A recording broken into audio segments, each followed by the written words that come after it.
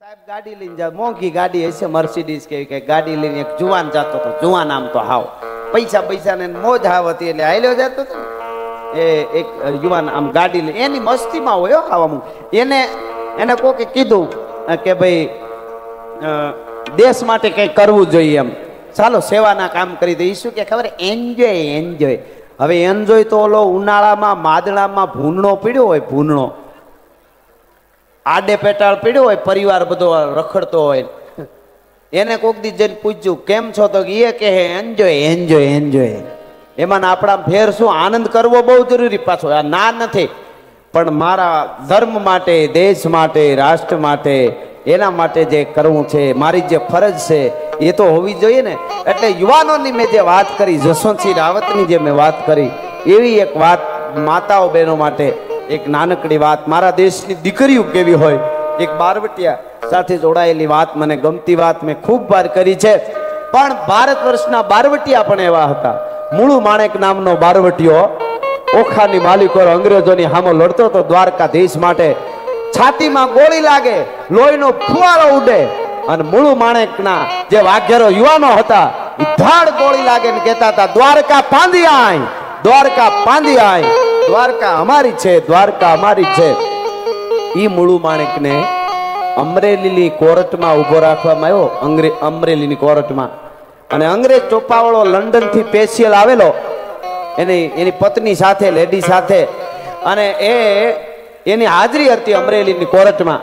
અને મુળુ માણેકને કહેવામાં આવ્યું કે મુળુ માણેક, આ અમારો અંગ્રેજ અધિકારી ટોપાવાળો આવ્યો છે લંડન થી, એને એકવાર જમણા હાથેથી આમ સેલ્યુટ કરી દે, સલામ કરી દે, એટલે તારા બધાય ગુના માફ અને તને તારું દ્વારકા મળી જાય. નહીતર તને ફાંસી, બરોડા લઈ જઈને ફાંસી દઈ દેવામાં આવશે. કે અમારા અંગ્રેજ અધિકારીને મુળુ માણેક એકવાર સલામ કરી દે. તેથી અમરેલીની કોર્ટમાં મુળુ માણેક એમ બોલ્યો તો કે મુળુ મૂછે હાથ અને તરવારે બીજો તવા. દ્વારકા વાળાએ મને બે જ હાથ આપ્યા છે, એક હાથ મારો મૂછ ઉપર રહે, બીજો તરવારની મૂઠ ઉપર રહે. પણ ગોલા અંગ્રેજ, ભગવાને ત્રણ હાથ આપ્યા હોત ને તોય મુળુ માણેક તને સલામ ન કરે. ભલા માણસ શું વાત કરે છે. મુળુ મૂછે હાથ અને તરવારે બીજો તવા, હોત જો ત્રીજો હાથ તોય નર અંગ્રેજને ના નમા. એમ એક કુમારી છે, એવા બારવટિયા માહેનો એક બારવટીયો ગીગા મહિયા નામનો રાજપૂત બારવટીયો મેંદરડાની પાસે ગોધમાં ડુંગરમાં એનો પડાવ પડેલો. અને ખેડૂઓ કોઈ 3 દિવસથી વાડીએથી ઘેરે નહીં આવેલા, અને ઘેરે હતા એ કોઈ વાડીએ નહીં ગયેલા. કારણ કે બારવટું સત્તાની સામે હોય, રાજની સામે હોય, જેની કઈ ધરતી ને બધું અંચકાઈ ગયું હોય તો પછી એને વાવવા દે નહીં. બારવટિયા એટલે 12 પ્રકારના નિયમ. કોઈની બેન દીકરી હામી સતત આંખથી આંખ મેળવીને વાત ન કરે, કોઈ બેન દીકરીને સ્પર્શ ન કરે, અને એકવાર હાથ જોડે એના ઉપર કોઈ દી ઘા ન કરે.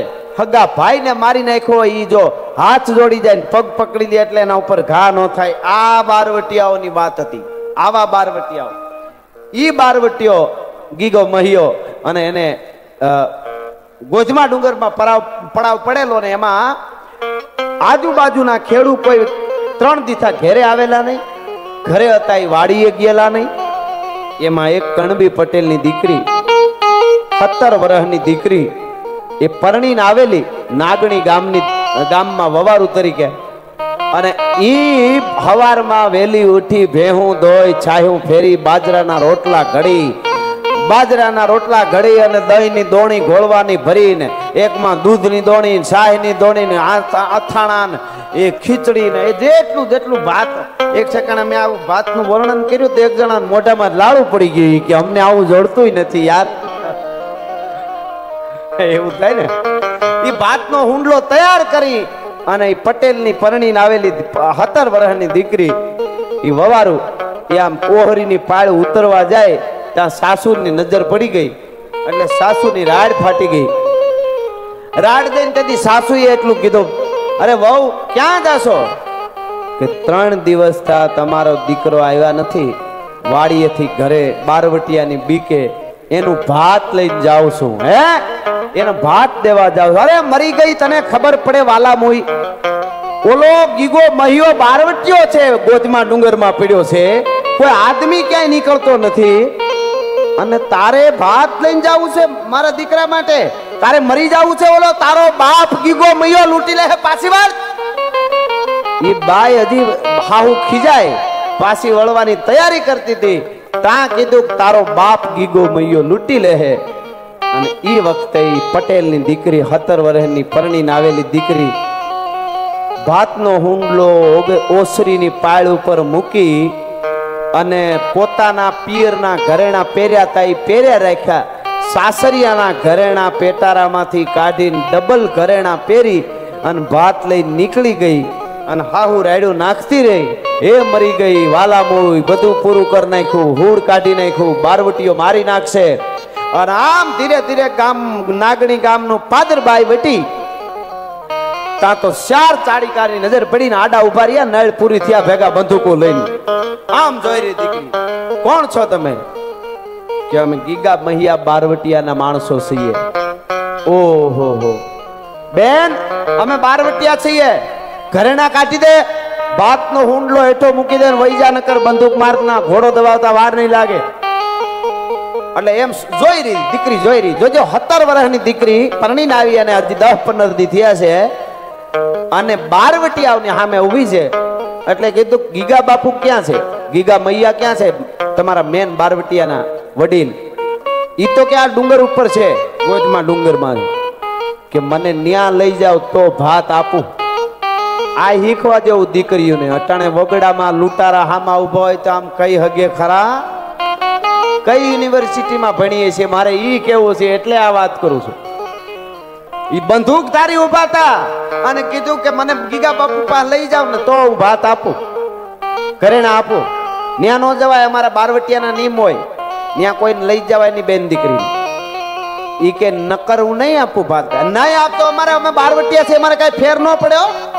આમ ઘોડો દબાવો, છાતીમાં બંદૂક મારી દઈશ. અને તેદી ખેડૂની પટેલની દીકરી 17 વર્ષની વગડામાં બારવટિયાની સામે બોલી હતી, તમે બારવટિયા હો તો હિન્દુસ્તાનની દીકરી છું, મારો છાતીમાં બંદૂક બાકી નથી દેવા ઘરેણા, નથી દેવું ભાત. આ દીકરી જીમમાં નહોતી જાતી પણ સીમમાં જાતી હતી. હવે જીમમાં જવું એ ખરાબ છે એમ નથી કહેતો, અવળી નોંધ પાછી બહુ લઈ લે. એ તો સારું છે, શરીરને મજબૂત બનાવો એ બધું, પણ જીગર સીમમાં મળે. હા, જીગર સીમમાં મળે. અહીંયા જવું જરૂરી ખરું, અહીંયા જવું જરૂરી છે. જીમમાં રોગ ન આવે કોઈ, પણ સીમમાં જવું ખરું. વગડામાં છોકરાને લઈ જાઓ, હાવજની ડણકું સંભળાવો, આમાં બધે મજા આવવી જોઈએ. હાવ કોકરેટના જંગલમાં બધું બગડી ગયું એવું મને લાગે છે. હાવ હિંમત વહી ગઈ છે, ખોખારો વયો ગયો, હોંકારો વયો ગયો, બોલી ન હગ્યો. અમુક હાવ પોચું પોચું બોલે આખું ઘર. ઘણી સા પીવા લઈ જાય અમને, વીઆઈપી બહુ માણસો તો ધીમે ધીમે વાતો કરે. એકચ્યુઅલી ચાંતા કવિરાજને ચા પાછું ને એટલે આપણે ખબર પડે કે કઈએ દીધું ને પૂછીએ લીધું, તને વાંધો ન હોય પીવરાવી એમ. ઓલો તો સા મૂકો તા તો થઈ ગયું હોય. હા હા હા, એ વાતો જવા દો વિસલાઓ. હા ખેર, હું મૂળ વાત ઉપર આવું. એ દીકરીએ કીધું કે મારો બંદૂક, હું ભારતની સૌરાષ્ટ્રની ધરતીની દીકરી છું. આમ આમ બારવટીએ જોયું કે હાલો આપણે લઈ જઈએ. ગીગા બાપુને કહી દેવું દીકરી ધરાર આવી, અમે નથી લઈ આવી. આ દીકરી માર નાખશું તો ભાત નહીં આપે. અને એ વખતે બારવટીયા હાલતા થયા. હવે જે મારે આપને કેવું છે, ગોધમાં ડુંગરના જંગલમાં ઝાડીઓની વચ્ચે જુવાન જોધ બારવટિયાની વચ્ચે 17 વર્ષની રૂપના અભરણ જેવી પટેલની દીકરી એકલી હાલી આવતી હતી. તેદી એની ઇજ્જત છે ને એની કોઈ બીક નહોતી. આજે સોસાયટીમાં સલામત નથી એટલે રાડ્યું નાખવી પડે છે ભલા માણસ. એટલા માટે આ વાત, જંગલમાં દીકરીની ઇજ્જત સલામત હતી ને આજે સોસાયટીમાં નથી એટલે રાડ્યું નાખવી પડે છે. ઈ ડગલા દીધા. આમ ગીગા મૈયાની નજર પડી. ગીગા મૈયાએ આમ બંદૂક કરી અને કીધું ચારે આમ ભડાકે દઈ દઉં. ખબરદાર ન્યા ઉભા રહ્યો. શું કામે બેન દીકરી ના લઈ આવ્યા? બાપુ અમે નથી લઈ આવ્યા. કે તો દીકરી ધરાર આવી છે. એવું છે બેટા, તું ધરાર અહીં આવી? તો કે હા. તમે જ ગીગા બાપુ? તો હા હું ગીગો બાપુ. બોલ શું છે? બસ તમને જોવા હતા, અમે જોયા જેવા ન હોય, અમે મારી નાખી ગમે એને, અમે કાળ કહેવાય. બેટા ભાત મૂકી દે, ઘરેણા કાઢ ને જટવાઈ જા ઘરે. તેથી આ 17 વર્ષની દીકરી એટલું બોલી કે ભાતે આપી દઉં, ઘરેણાય આપી દઉં, પણ ગીગા બાપુ બારવટિયા હવે ઘરે જવાય એવું નથી. કે કે મારી કાળમુખી સાસુ બોલી તી વેણ હાચા પડ્યા છે, હવે મારાથી ઘેરે જવાય એવું નથી. તારી કાળમુખી હાહુ શું બોલી એ અમારે સાંભળવાનું એમ? તો કે હા, ઈ તો સાંભળવું જોઈએ. કે કર વાત. એને કીધું કે હું ભાત લઈને 3 દીથા તમારી બીકે મારો ધણી, અમારે લગ્ન ને 15 દી થયા છે, હજી ઘેરે નથી આવ્યો, તમારી બીકે વાડીએ હતાણો છે અને ભૂખ્યો હશે, એટલે અત્યારે હું ભાત લઈને જાતી હતી. મારી સાસુએ મને કીધું કે તારો બાપ ગીગો મૈયો લૂંટી લે. પેલા એમનેમ ખીજાણી તો પાછી વળી જાત, પણ મને મારી સાસુએ કીધું ને કે તારો બાપ ગીગો મૈયો લૂંટી લે, એટલે ડબલ ઘરેણા પહેરીને આવીશું. અને મારી હાઉન કઈ આવી ગીગો મૈયો મારો બાપ હોય તો હવે બાપ દીકરીને કેમ લૂંટે એ મારે જોવું છે. ભલા માણસ, હવે બાપ દીકરીને કેમ લૂંટે એ મારે જોવું છે. એટલા માટે આવીશું મિત્રો. આ તાકાત મારા દેશની દીકરીની હાથમાંથી બંદૂક પડી ગઈ બારવટિયાને, અને મર્દના ફાડિયા કટકા થઈ જાય તોય આહુડું ના આવે. એ ગીગા મૈયાની મૂછે આહુડા આવીને અટકી ગયા અને કીધું શાબાશ મારા દેશની દીકરી. આવી દીકરીઓ મારા દેશની ધરતીમાં છે, તાઉથી ભારતનો વાળ વાંકો ન થઈ શકે. ભલા માણસ, એનો મને ભરોસો. દીકરી બાપ કોઈથી દીકરીને લૂંટે નહીં, બાપ તો દીકરીને કાપડું આપે. પોતાના ખડિયામાંથી કાવડિયા હતા એ કાઢીને આપ્યા ને કીધું હાલે તારી હાહુને કહી દેશે ગીગો મૈયો બાપ લૂંટે નહીં, બાપ દીકરીને કાપડું આપે. હવે તને તો નહીં, પણ તારા નાગણી ગામના ઝાડવા સામું કોઈ દી જોઉં તો હું બારવટીયો ગીગો રાજપૂતના પેટનો નહીં. આ મારી પ્રતિજ્ઞા છે. ભલા માણસ, આ મારી પ્રતિજ્ઞા છે સાહેબ. અને ઈ દીકરી ભાતનો હુંડલો માથે લઈ અને હાલતી થઈ ને ત્યારે ગીગા મૈયાએ કીધું બેટા બાપ દીકરીને લૂંટે નહીં, પણ બાપ ભૂખ્યો હોય ને તો દીકરી ખવડાવાય ખરી હોય. એ વાત સાચી છે. અરે હા બાપુ લ્યો. ભાતનો હુંડલો મૂકીને હાલતી થઈ એટલે કીધું બેટા ઘડીક વાર ઊભી રે, કાં તો તમે ખાઈ લઈને તો આ ઠામડા લેતી જા. તારી હાવ કાલ કે તારા બાપ ગીગા મૈયાએ દીકરીના ઘરના ઠોસર્યા રાખ્યા, ઠામડાય નો ખપે. ભલા માણસ દીકરીનો હોઈ શકે. એટલે મને ગમતો આ ગીત કે યુવાનો અને દીકરીઓ જાગે, વ્યસનથી દૂર રહે અને સાચું ભારત જાગે. એટલે મને ગમતું આ ગીત.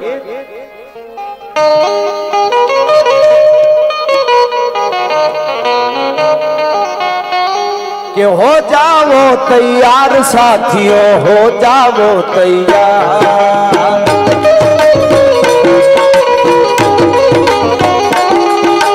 હો જાવો તૈયાર સાથીઓ, હો જાવો તૈયાર.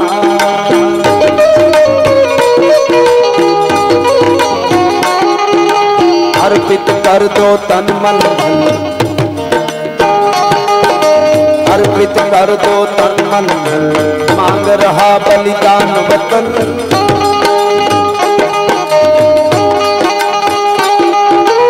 अर्पित कर दो तन मन धन, मांग रहा बलिदान वतन.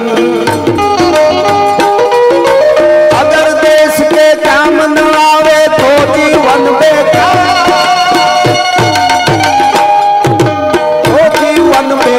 साथियों हो जाओ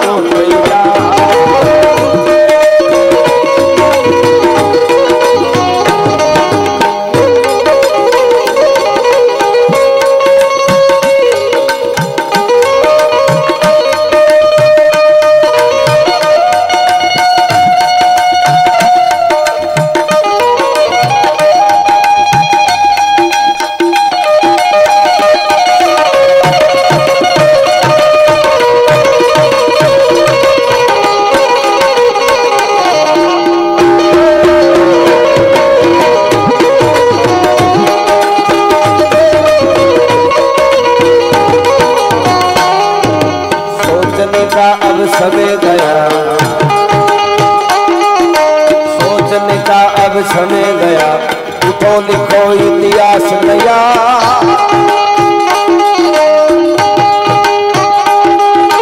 सोचने का अब समय गया, उठो लिखो इतिहास